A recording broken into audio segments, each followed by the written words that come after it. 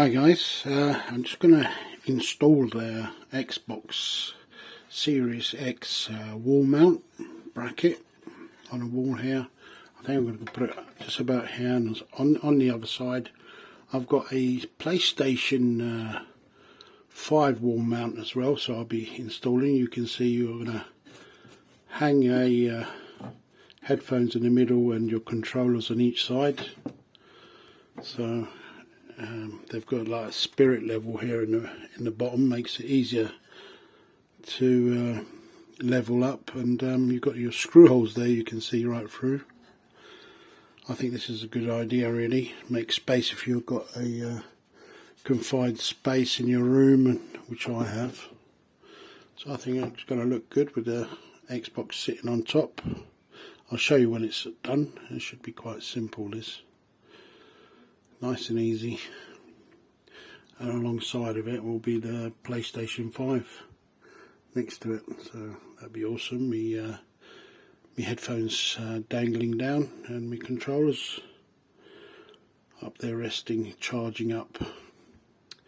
Anyway, I'll catch you soon guys, and I'll show you when it's right. Guys, there she is. I've drilled the holes there, they're ready to go in. Perfect. Focus. Right, so when you install the Xbox, there's all slit holes, so to put the power supply and the USB ports and the internet, these are all already cut out for this, so when it slots in there, everything is slotted in its place, and that's for the front USB.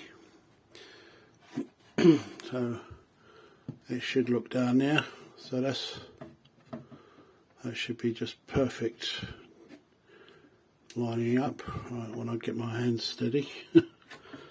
So right, I'll show you as soon as I've screwed them back in, and off we go.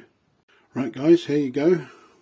She's up on the wall. What I've done, I've drilled the holes and I've screwed it in, but I've done it because my wall is not a very strong wall.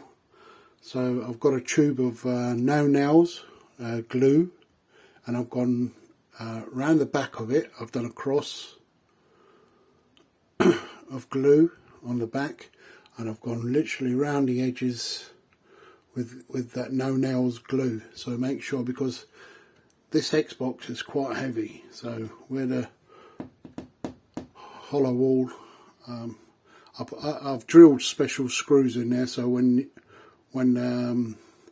the screw goes in, it opens up at the back. But just to be extra safe, I've just put some no nails glue. That is a very, very strong glue on there.